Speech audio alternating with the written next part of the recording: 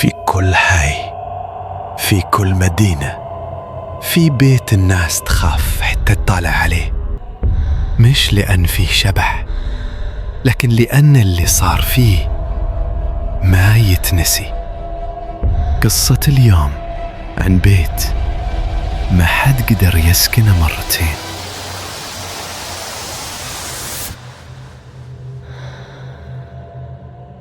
قالوا عنه مسكون؟ لا يضحكون على غيري، أنا جاي أبدأ حياة جديدة هنا، بعيدة عن الكل.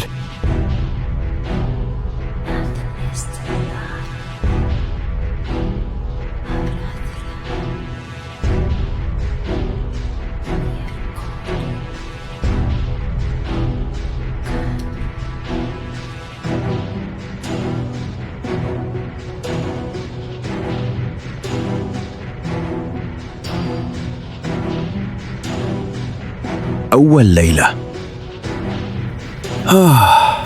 المكان كبير وبارد، بس صراحة مريح. لو ما ظهرت للأشباح كل شيء تمام.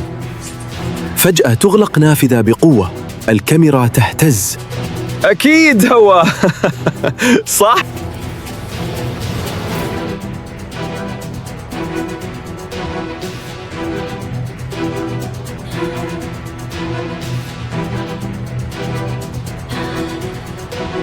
كل مرة يصحى فيها آدم يلاقي صورة مرمية عند الباب مكتوبة خلفه رجع.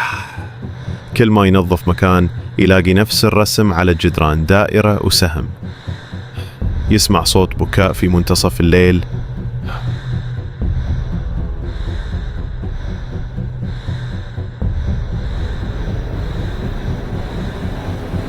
إيش يعني رجعها؟ أنا ما أخذت شيء أصلاً.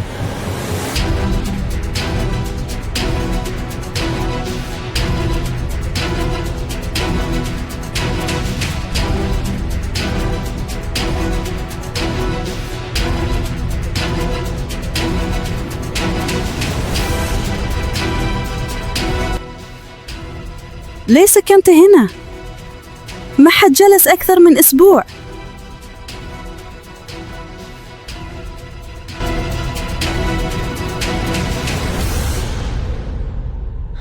أنا ما أؤمن بالخرافات، بس في شيء غلط فعلاً.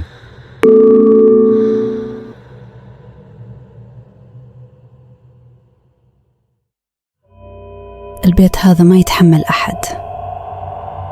هو يتذكر اللي صار، اللي كان هنا قبلك، اختفى قبله كمان.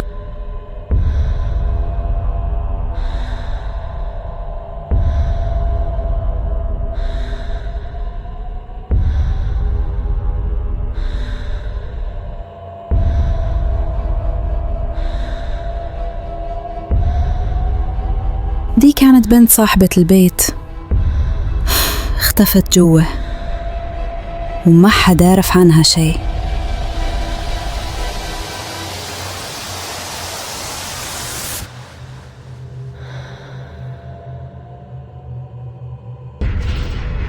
صار لي شيء فعرفوا إن البيت مو طبيعي. أنا رايح أدور الحقيقة.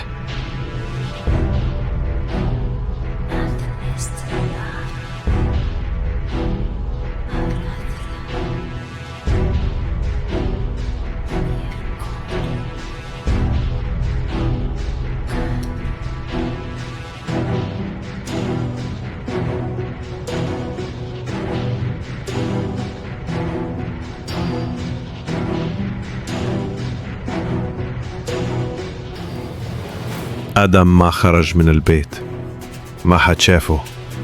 البيت لازال واقف ينتظر ساكن جديد. يمكن تكون أنت.